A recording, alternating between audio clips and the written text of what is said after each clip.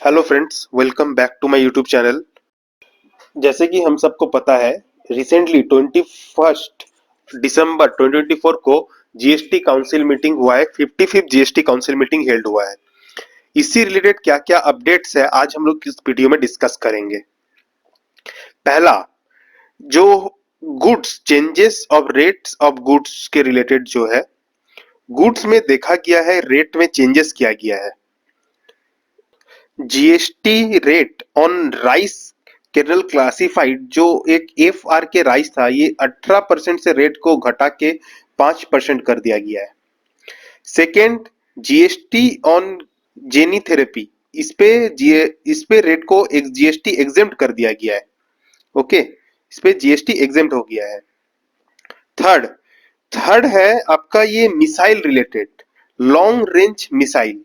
इस पे क्या क्या इसका जो भी सिस्टम्स आईजीएसटी एग्जामेशन कर दिया गया है या फिर आईजीएसटी एग्जामेशन को एक्सटेंड किया गया है, इसके जो पार्ट सब पार्ट्स टूल है इस रिलेटेड जो भी है, ये लॉन्ग रेंज मिसाइल है, long range missile. Okay, compensation cess on supplies to merchant exporter, इसका रेट को रिड्यूस करके 0.1% कर दिया गया है। और ये जो है फिफ्थ, इस पे क्या किया गया ना, imports of all equipment related to international atomic energy agency, इसको इसको भी एग्जेम्प्ट कर दिया गया है, इसका आईजीएसटी एग्जेम्प्ट कर दिया गया है। फिर क्या है, कंसेशनल रेट जो 5% था ऑन फूड इनपुट्स, जो फूड्स गवर्नमेंट प्रोग्राम में डिस्ट्रीब्यूट किया जा रहा है, फ्री डिस्ट्रीब्यूशन है, इसका रेट को जीएसटी रेट को घटा के 5% कर दिया गया है। आई होप यू अंडरस्टैंड गाइस। यहां तक क्या था, changes of rates of goods. अब आ रहा है supply related, service related. Service में एक मेजर चेंज जो हुआ है आपका, स्पॉन्सरशिप सर्विस। इसको मैं ऐसे समझाता हूं, आपको और अच्छा समझ आएगा। एक चार्ट बना के अपने समझते हैं। सप्लायर, रिसिपिएंट, एफसीएम या आरसीएम, अगर अदर देन बॉडी कॉर्पोरेट, अगर सप्लायर है एंड, इसमें दो कैटेगरी दो होगा, body corporate and partnership firm. अगर आपका रिसिपिएंट है, इन दैट केस आरसीएम चार्ज होगा। अदर देन बॉडी कॉर्पोरेट और फर्म है, यहां पे आपका एफ सी एम चार्ज होगा। 55th जीएसटी काउंसिल मीटिंग में जो चेंजेस आया है, अगर सप्लायर बॉडी कॉर्पोरेट है और अदर देन बॉडी कॉर्पोरेट और फर्म, इस केस में आपका एफसीएम चार्ज होगा। और रिसिपिएंट अगर बॉडी कॉर्पोरेट एंड फर्म अगर है, यहाँ पे आपका पहले आरसीएम होता था, अब एफसीएम हो जाएगा। 55th जीएसटी काउंसिल मीटिंग है, यहाँ पे चेंजेस आया है। आई होप यू अंडरस्टैंड गाइस, कहाँ पे चेंजेस आया है।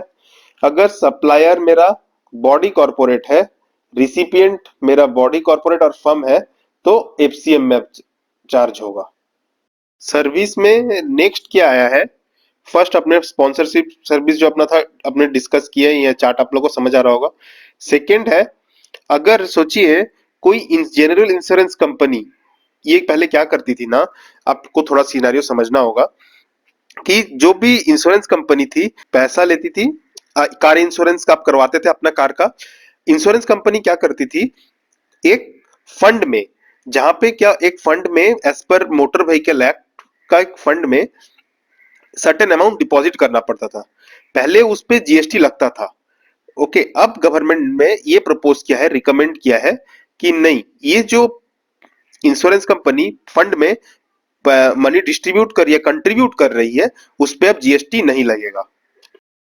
और थोड़ा बता दूं आपको, वो जो मनी होता था ना, वो यूज किया जाता था हिट एंड रन केस में। कहीं पे अगर देखा जाता था कि जो जिसने जिसकी गलती है वो अगर पकड़ा नहीं गया, आरोपी जो है पकड़ा नहीं गया है, इन दैट केस वो मनी को यूज किया जाता था टू विक्टिम फैमिली को कुछ कंपेंसेशन करने के लिए ये दिया जाता था। हाउएवर उस पे जो जीएसटी चार्ज होता था, जो इंश्योरेंस कंपनी जो फंड में कंट्रीब्यूट कर रही है, अब उस पे जीएसटी नहीं लगेगा, ये रिकमेंड किया गया है। ओके, अदर इंपॉर्टेंट जो और एक आया है, जीएसटी रेगुलेशंस ऑन होटल और रेस्टोरेंट सर्विसेज को लेके। इसको मैं समराइज फॉर्म में आपको पहले बताता हूँ क्या हो रहा है। पहले क्या था, हम लोग को डिक्लेयर टैरिफ या फिर स्पेसिफाइड प्रीमाइसेस ये सब देखना होता था, ठीक है। गवर्नमेंट ने अब बोल दिया है नहीं, इसको अब लिंक कर दिया है actual value of supply of any unit of accommodation provided. मतलब रेस्टोरेंट के जीएसटी जो लगेगा, रेस्टोरेंट सर्विस पे जो जीएसटी रेट होगा वो डिसाइड किया जाएगा होटल्स का जो आपका जो एकोमोडेशन का यूनिट्स का जो प्रीसीडिंग फाइनेंशियल ईयर में जो प्राइस है उस बेसिस पे। अगर 18% 18% विथ आईटीसी ये लगेगा जब आपका वैल्यू एकोमोडेशन 7,500 से अगर ज्यादा एक्सीड कर रहा है ऑफ एनी यूनिट। अदरवाइज आप 5% पे, सॉरी क्या इशू आ रहा है, अदरवाइज आप 5% विदाउट आईटीसी ये चार्ज कर सकते हैं। अगर आपका एकोमोडेशन का यूनिट होटल्स का 7,500 से ज्यादा है ऑफ द प्रीसीडिंग फाइनेंशियल, हम लोग देखेंगे प्रीसीडिंग फाइनेंशियल ईयर में, इन दैट केस 18% विद आईटीसी आप रेस्टोरेंट में चार्ज करना होगा। मतलब अब जो रेस्टोरेंट सर्विस का रेट होगा, होटल और रेस्टोरेंट जो बोथ है, उस केस में आपका देखा जाएगा कि 7,500 रुपया से अगर ज्यादा है, इन दैट केस वो आपका फिर 18% विथ आईटीसी आएगा। अदरवाइज आपका 5% विदाउट आईटीसी होगा। ये जो चेंज है आपका इफेक्ट होगा फ्रॉम 1 अप्रैल 2025 से। आई hope you understand guys. Another जो इंपॉर्टेंट है, exclude tax payers registered under composition scheme. मतलब पहले क्या होता था ना, अगर आप सोचे कोई इमोवल प्रॉपर्टी रेंट पे दिए हैं to under to other registered person, उसको क्या होता ना, रिवर्स चार्ज मैकेनिज्म में आरसीएम में टैक्स पे करना होता था। ये रूल आया था 10 अक्टूबर 2024 को। इसमें क्या चेंजेस किया, इसमें एक्चुअली जो कॉम्पोजिशन लेवी, जो स्मॉल बिजनेसेस है अंडर कॉम्पोजिशन लेवी, उनके लिए छूट दिया गया है कि उनको आरसीएम पेमेंट नहीं करना पड़ेगा। Means no RCM on commercial renting for composition dealer. अगर कॉम्पोजिशन डीलर को आप दे रहे हैं रेंट पे कॉमर्शियल प्लेस, उस पे आपको आरसीएम में, कॉम्पोजिशन जो डीलर है उनको आरसीएम में टैक्स पे नहीं करना है। और एक जो इंपॉर्टेंट टॉपिक है ईवी, ईवी या कार को लेके, ईवी और कार, ईवी या फिर व्हीकल को लेके जो भी चेंजेस आए हैं उसको हम लोग एक चार्ट से समझते हैं, आपके लिए अच्छा रहेगा। इसमें बेसिकली मैं बता दूं, increase in GST rate, GST rate इसमें इंक्रीज कर दिया गया है। इसमें 12% से बढ़ा के 18% कर दिया गया है। और अगर आप अनरजिस्टर्ड पर्सन, अगर अनरजिस्टर्ड पर्सन को सेल करे तो उस पर जीएसटी नहीं लगेगा, ये बताया गया है। फिर भी मैं आपको ना एक चार्ट से समझा देता हूँ, अच्छा रहेगा। सीएनजी और CNG engine capacity of 1200 CC और मोर एंड लेंथ 4000 mm, तो 18% रेट है। चेंजेस का है बताऊंगा मैं। Diesel driver motor vehicle of engine capacity 1500 CC का अगर है तो 18%। ये क्या है पहले ये तो बता दूं आपको, जीएसटी ऑन ओल्ड व्हीकल और इंजन कैपेसिटी एक्सीडिंग 1500 सीसी,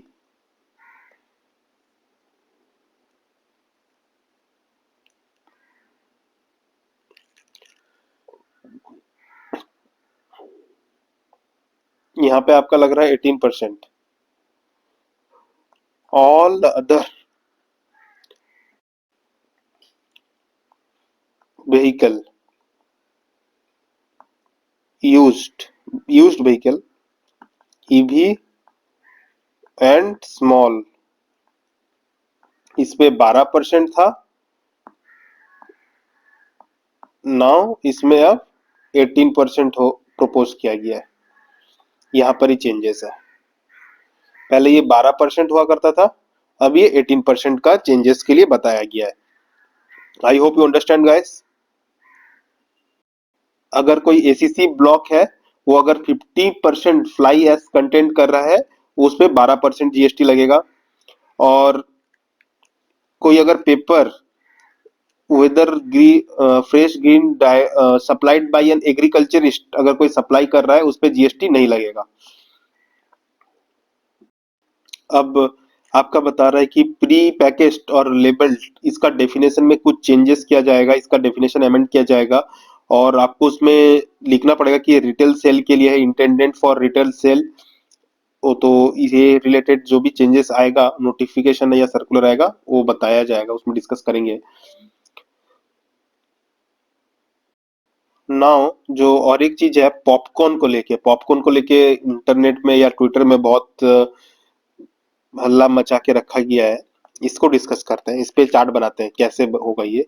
पहले है टाइप ऑफ पॉपकॉर्न, ओके।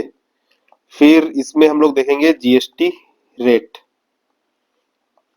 ठीक है। अगर आपका रेडी टू ईट है एंड रेडी टू ईट है एंड वो अगर सॉल्टेड है,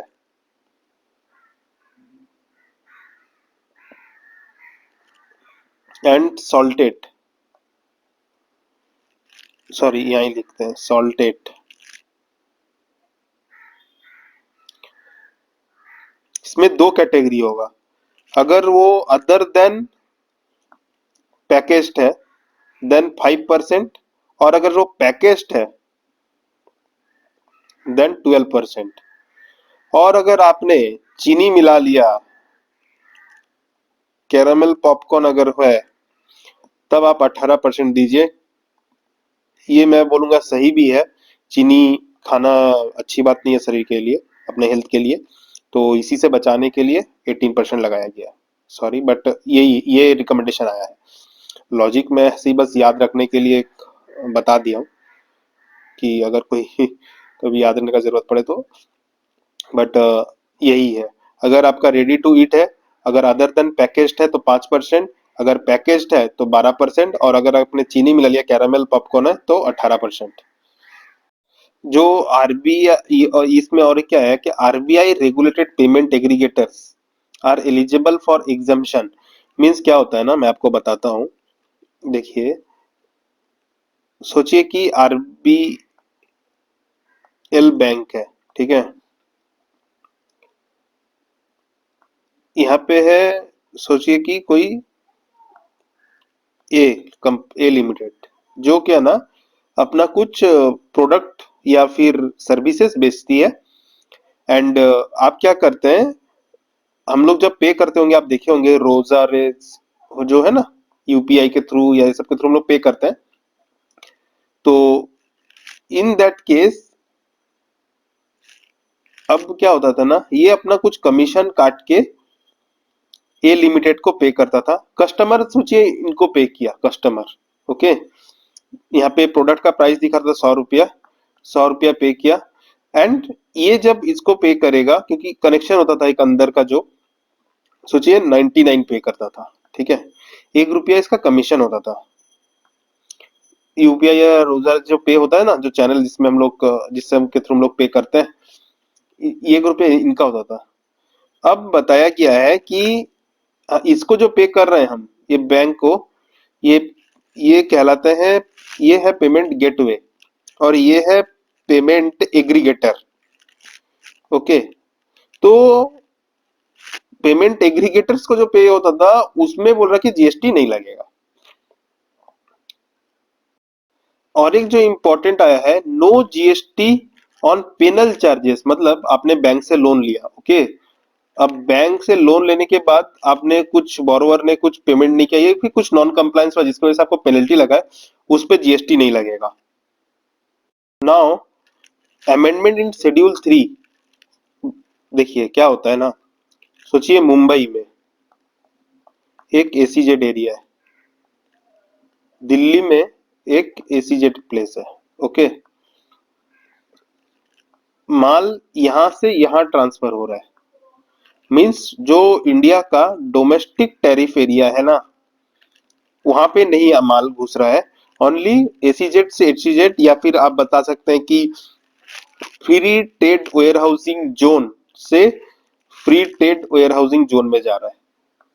तो इस ये जो ट्रांजेक्शन हो रहा है, इसको शेड्यूल 3 में हम लोग क्या करते हैं, कुछ ट्रांजेक्शन है जिसको हम लोग गुड्स, सप्लाई ऑफ गुड्स भी नहीं मानते, सप्लाई ऑफ सर्विसेज भी नहीं मानते, तो इसको भी इसी, ये जो ट्रांजेक्शन है इसको भी उसी कैटेगरी में रखा गया है, एंड इसको नाइदर सप्लाई ऑफ गुड्स बोला जाएगा नॉर सप्लाई ऑफ सर्विस बोला जाएगा। Another important topic is taxability of vouchers, मतलब क्या क्या है ना, सेक्शन 12 सबसेक्शन 4 ये tax time of supply of goods, 13 subsection 4 time of supply of services, rule 32(6) value of supply, इसको ओमिट कर देने के लिए प्रपोजल रिकमेंडेड हुआ है। और बताया गया है कि no GST on vouchers themselves, means कोई जो ट्रांजेक्शन, मतलब भाव फॉर बाइंग और selling of vouchers are not subject to GST. मैं एग्जांपल के साथ बता रहा हूँ, एक customer buy a tech gadgets voucher और ₹10,000, no GST in charge on sale of its voucher itself, ठीक है। सेकेंड है GST on services related to vouchers, सोचिए वाउचर में किसी ने एडवर्टाइजिंग किया, स्पेशल डिजाइन किया, या कस्टमर सपोर्ट, या मतलब होता है ना ब्रांडिंग वगैरह करते हैं, उसमें जीएसटी चार्ज होगा, उसका जो कॉस्ट है उसमें जीएसटी चार्ज होगा। देखिए जो टेक गैजेट था, hire a designer to create a unique and attractive design of their vouchers, उसके लिए डिजाइनर को पे किया गया 5,000 रुपया, GST will be charge on 5,000 paid to designer for a special design service, इस पे जीएसटी लगेगा। और फिर क्या किया गया है ना, जो वाउचर था उसको डिस्ट्रीब्यूट करने के लिए आपने एक एजेंट हायर किया, जो क्या ना कोई मॉल में जाके उसे डिस्ट्रीब्यूट करेगा, एंड एजेंट को आपने कमीशन दिया 1,000 रुपया, तो उस पे जो एजेंट को जो आपने कमीशन दिया उस पे भी जीएसटी लगेगा। हालांकि अगर कुछ वाउचर्स हैं जो आपके अनकंज्यूम्ड या अनयूज्ड रह गए हैं, ओके, उस पे जीएसटी नहीं लगेगा, मींस 100 वाउचर्स और 10,000 each are issued but 90 only are redeemed, 10 redeem नहीं हुआ, in that case no GST payable on 10 unused vouchers.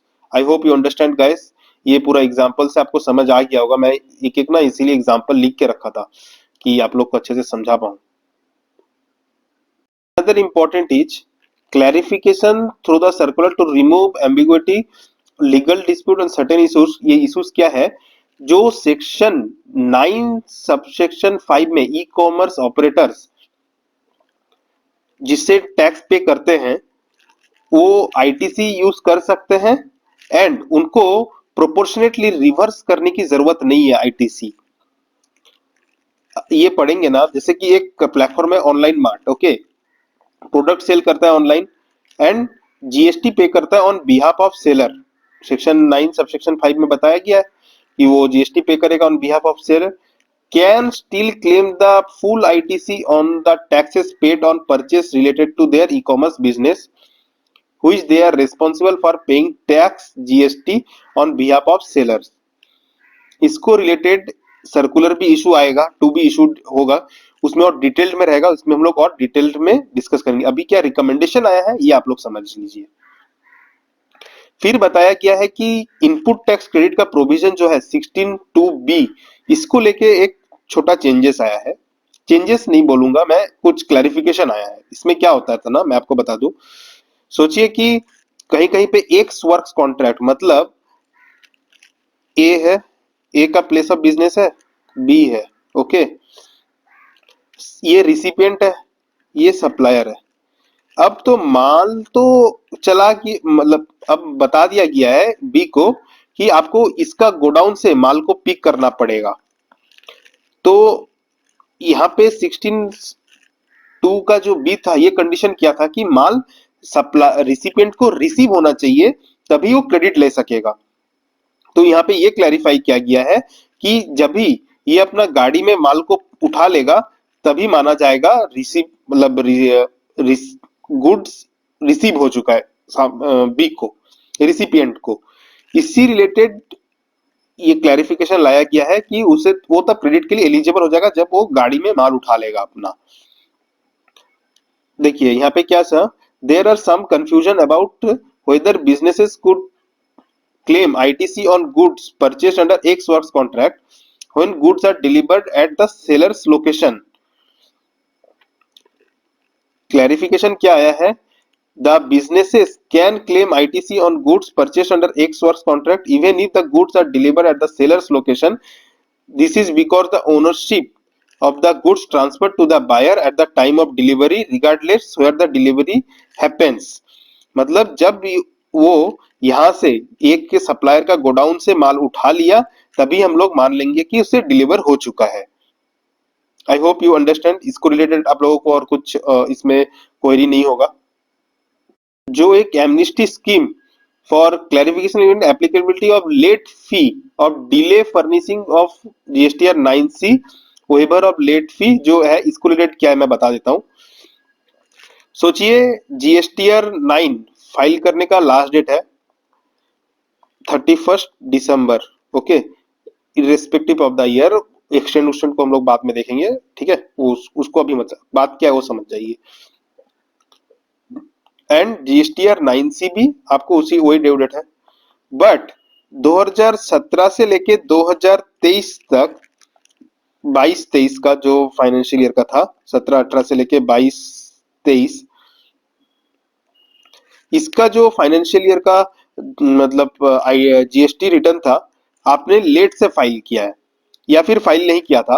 अगर जीएसटीआर 9 तो फाइल कर दिया, बट जीएसटीआर 9C फाइल नहीं किया, और जीएसटीआर 9 आपने ड्यू डेट से 5-6 दिन लेट फाइल किया, ओके, तो 5 या 6 डेज इसका जो पर डे का है वो चार्ज होगा, वही आपका 9C का भी लेट फी रहेगा।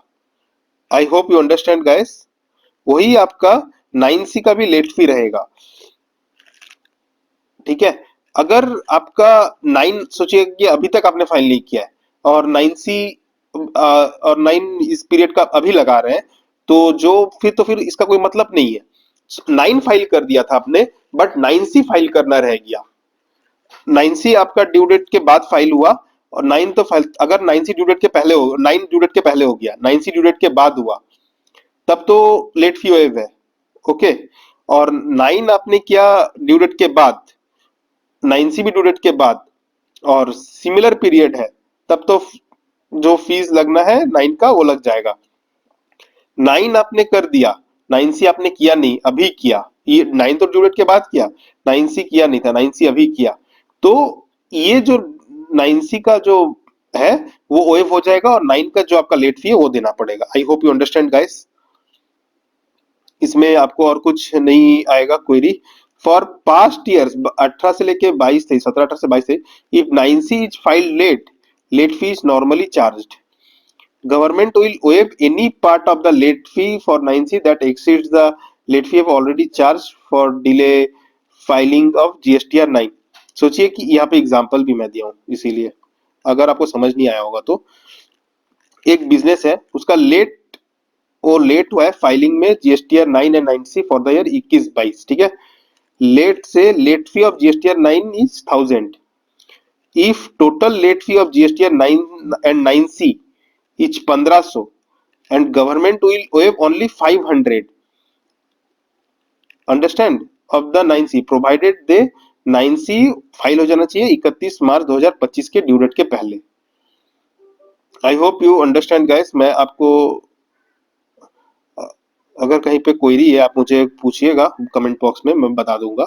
मैं आपको एग्जाम्पल से और अच्छा से समझ आ रहा होगा, इसलिए मैं ना हर एक का एग्जाम्पल लिख के रखा हूँ जिससे आपको अच्छे से समझ आ जाए। नेक्स्ट क्या है, measuring streamline compliances means government क्या करेगा ना, जो भी अब प्रोडक्ट्स है, जो भी प्रोडक्ट जिसमें लग रहा है कि टैक्स की चोरी हो रही है, उसमें एक यूनिक आईडी या ट्रैकिंग आईडी लगाएगा, जो क्या ना फ्रॉम द मैन्युफैक्चरिंग और टू टिल, जब तक उसको आप कंज्यूम कंजम्पशन लास्ट कंज्यूमर तक नहीं पहुंच रहा है, वहां तक पूरा ट्रैकिंग होगा, टू अवॉइड द, जो भी आपका जो टैक्स का चोरी हो रहा है इसको अवॉइड करने के लिए, या फिर फ्रॉड जो हो रहा है इसको डिटेक्ट करने के लिए। ओके, देखिए, ये special item track system goods like expensive electronics या फिर कुछ भी है, उसे सप्लाई चेन का पूरा एक यूनिक आईडी बनाया जाएगा, वो ट्रैकिंग आईडी पूरा रहेगा from the manufacturing to the final customer. Government has the power to enforce a tracking system. Okay, और उसमें क्या रहेगा ना, पूरा ट्रेस करेंगे वो लोग to its origin and identify the source of fraud, अगर कोई फ्रॉड हो रहा है इस बीच में तो फ्रॉड ढूंढने के लिए। देख रहे हैं गवर्नमेंट कहाँ तक जा रहा है, ये तो चलिए एक सही मूव है, इसमें तो अपना ही मतलब इंडिया का ही फायदा है। अच्छा, क्लैरिफिकेशन लाया गया है रिगार्डिंग करेक्ट डिटेल्स, मतलब सोचिए सोचिए कि दिल्ली में आपने कहीं पे गुड्स खरीदा, ठीक है, आप तो अनरजिस्टर्ड पर्सन है, ये रजिस्टर्ड पर्सन है, ये लेके गए, एंड जो मुंबई के जो अनरजिस्टर्ड पर्सन थे, मुंबई के जो अनरजिस्टर्ड पर्सन थे, वो गए यहाँ पे गुड्स खरीदने, लेकिन अब तो पता ही नहीं चल पा रहा है कि एक्चुअली ये सर्विस या फिर सर्विस जो है, इनसे ये जो सर्विस प्रोवाइड कर रहे हैं इनको, ठीक है, वो तो कर रहे हैं मुंबई में, और ये अनरजिस्टर्ड पर्सन है, और ये पर्सन क्या कर रहे हैं ना, ओनली सामने वाला का mobile number, name and mobile number लेके छोड़ दे रहे हैं। अब इससे पता नहीं चल पा रहा है कि ये जो टैक्स कहाँ पे कंज्यूम होना चाहिए, मीन्स ये टैक्स का जो शेयर है ना, वो किसे मिलना चाहिए, दिल्ली को मिलना चाहिए या मुंबई को मिलना चाहिए, क्योंकि मुंबई को मिलना चाहिए, क्योंकि गुड्स सर्विस यहाँ पे परफॉर्म हो रहा है, यहाँ पे कंज्यूम हो रहा है। हम सबको पता है जीएसटी में कंज्यूम जहाँ पे होता है, रिसीव वहाँ पे प्लेस ऑफ सर्विस माना जाता है। तो इसी वजह से इसी चीज को और भी मजबूती, ये तो पहले भी था, इसी चीज को और भी अच्छे से करने के लिए क्लैरिफिकेशन आएगा, एंड उसमें क्या रहेगा ना, आपको जो दिल्ली वाला रजिस्टर्ड पर्सन है इसका पिन कोड एंड स्टेट लेना पड़ेगा, एंड पोर्टल में भी देखिएगा चेंजेस आएगा कि वो डालना पड़ेगा, पिन कोड कहाँ पे है या फिर स्टेट डालना पड़ेगा। ओके, तो ये पूरा कस्टमर का एड्रेस फॉर टैक्स पर्पस के लिए लेना पड़ेगा, करेक्ट टैक्स कैलकुलेशन हो, जीएसटी रेट, सीजीएसटी एजीएसटी लगेगा कि आईजीएसटी लगेगा, इसी चीज को देखने के लिए।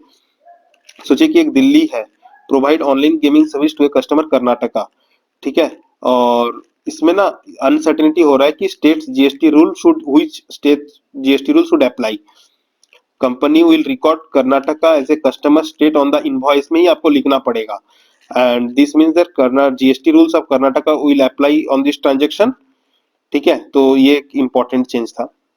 और एक है जो 17(5)(d), आपने देखा होगा सुप्रीम कोर्ट का एक केस आया था सफारी को लेके, 34 करोड़ का डिमांड था। आप सोचिए एक और एंड के वजह से, ठीक है, 34 करोड़ का डिमांड जो सुप्रीम कोर्ट ने हटा दिया था, उसे गवर्नमेंट ने रेट्रोस्पेक्टिवली अमेंड किया है फ्रॉम 1/7/17 से, डिमांड आपका फिर से खड़ा हो गया। सोचिए आप, एक और एंड लॉ में इसका कितना महत्व होता है, ठीक है।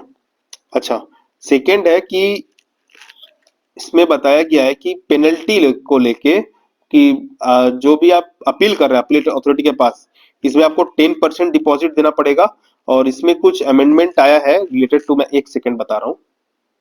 मीन्स पेनल्टी का 10%, अगर पेनल्टी का अमाउंट है इन्वॉल्व है अपील में, without involving the demand of tax, तो 10% देना देके आप अपील अथॉरिटी के पास कर सकते हैं। सेकेंड, नेक्स्ट है जीएसटी का जो 2 सबसेक्शन 69 है, उसमें एक चेंजेस लाया जाएगा। चेंजेस ये एक्चुअली लोकल अथॉरिटी का डेफिनेशन होता है, इसको और क्लैरिफाई किया जाएगा basically, which constitute A local fund और म्यूनिसिपल फंड, इसमें जो भी चेंजेस आएगा ना वो हम लोग जब सर्कुलर या नोटिफिकेशन आएगा उसमें डिस्कस करेंगे। नेक्स्ट जो है आईएसडी को लेके बताया गया है कि आईएसडी में जो आरसीएम है ना, उस इंटरस्टेट के लिए जो आरसीएम लग रहा है उसको भी इंक्लूड किया जाएगा, और उसके लिए जो भी नेसेसरी अमेंडमेंट्स है रिलेटेड टू 20 में 20 सब्सेक्शन 2 ऑफ सीजीएसटी रूल में वो किया जाएगा। तो बेसिकली बताया गया कि आरसीएम को RCM transaction under the ISD wait for detail notification, हम लोग को डिटेल नोटिफिकेशन के लिए वेट करना पड़ेगा, बट ये तो एक रिकमेंडेशन है, अभी हम लोग इतना ही बता सकते हैं, आगे जो भी आएगा उसमें जरूर बताएंगे। अच्छा, नेक्स्ट है provision for grant of TIN number by tax officer to person not leviable to GST registration otherwise, मतलब कोई जो जीएसटी रजिस्ट्रेशन के लिए एलिजिबल नहीं है, ओके, जीएसटी रजिस्ट्रेशन के लिए एलिजिबल नहीं है बट उसे टैक्स पे करना है, तो ये मैकेनिज्म लाया जाएगा, टीन नंबर लेके अलॉट किया जाएगा जिससे आप क्या ना टैक्स पे कर सकते हैं। तो यहाँ पर भी वही बताया गया है, mechanism for granting TIN number to individuals not liable for registration but required to make payments। एक new rule 16A establishes provision for ये आएगा, एंड साथ ही में 87(4) रूल में भी अमेंड किया जाएगा। नेक्स्ट है आपका CMP 02 में कुछ अमेंडमेंट किया जाएगा जिसमें क्या ना allowed tax paid to modify their category of registered person, इसको आप लोग मॉडिफाई कर सकते हैं, इसको रिलेटेड एक अमेंडमेंट आएगा, ये भी हम लोग वेट करते हैं, देखते हैं इसमें क्या लेके आएंगे। Next is important that is IMS, actually IMS portal में लाइव तो हो गया बट मैंडेटरी नहीं हुआ, बट ऑप्शनल था, बट लाइव तो हो गया, बट उसका कोई लीगल बैकिंग नहीं था। बहुत सारे सेमिनार्स में सुनाई पड़ रहा था कि इसका कोई लीगल बैकिंग नहीं बताया जा रहा था, तो इसीलिए जो सेक्शन 68 एंड रूल 60 है उसे उस मतलब लीगल फ्रेमवर्क प्रोवाइड किया जाएगा इसके थ्रू, और जीएसटीआर 2B में ये जनरेशन में ये हेल्प करेगा। और जो 34(2) है, ठीक है, उसमें क्या ना, उसमें देखिए उसमें भी चेंजेस किया जाएगा, उसमें बताया जाएगा कि जो भी सप्लायर है, ठीक है, उसने क्रेडिट नोट फाइल अपलोड किया, बट सामने वाले को जो रिसिपेंट है वो भी साथ ही में क्रेडिट नोट की वजह से जो इनपुट टैक्स रेट घटना चाहिए वो आईटीसी रिवर्स करे, अदरवाइज सप्लायर का जो आउटपुट टैक्स लायबिलिटी है वो घटेगा नहीं। आई होप यू अंडरस्टैंड। मतलब अमेंडमेंट 34(2) में अमेंडमेंट किया जाएगा कि requirement of reversal of input tax credit, मतलब रिसिपेंट जो है इनपुट टैक्स क्रेडिट को रिवर्स करे टू फॉर, मतलब जिसके वजह से क्या ना सप्लायर अपना आउटपुट टैक्स क्रेडिट को रिड्यूस करेगा। मतलब आईएमएस में सोचिए मैकेनिज्म लाया जाएगा, सामने वाला एक्सेप्ट किया है, मतलब रिसिपिएंट अगर आईएमएस में के थ्रू क्रेडिट नोट को अगर एक्सेप्ट किया है तभी 3B में आपका आउटपुट टैक्स लायबिलिटी घटेगा क्रेडिट नोट का, ये मैकेनिज्म आएगा, ओके। और इंसर्शन ऑफ न्यू रूल आएगा 67B, उसे भी देखेंगे अपने, और जो 39 है जो जिसकी वजह से अगर आप रूल टी फॉर्म 2B अगर जनरेट नहीं होगा तो आप 3B फाइल नहीं कर पाइएगा, तो इसे भी अमेंडमेंट आएगा। 39 इज रिलेटेड टू रिटर्न्स, तो देखते हैं उस पर भी क्या आता है। बेसिकली अपना जो डिस्कशन था, और जो जेस्टेट जो है GSTAT, ये इसके लिए बात चल रहा है, लॉ कमिटी इसको देख रहे हैं, बहुत जल्द ये भी लाइव हो जाएगा। तो हम लोगों ने basically friends GST council meeting के हर एक चीज को डिटेल्ड में डिस्कस किया है, और साथ ही में हर चीज को एग्जाम्पल के साथ डिस्कस किया है। अगर आप लोगों को कुछ भी क्वेरी है तो कमेंट बॉक्स में क्वेरी पूछिएगा। Hope you enjoy the video. Video थोड़ा सा लॉन्ग हुआ है क्योंकि बहुत सारे चेंजेस आए हैं, कम से कम 10 पेज के ये प्रेस रिलीज था, सॉरी 8 पेज का प्रेस रिलीज था, तो एक एक चीज समझाने में विथ एग्जाम्पल तो टाइम तो लगेगा ही। Thank you friends.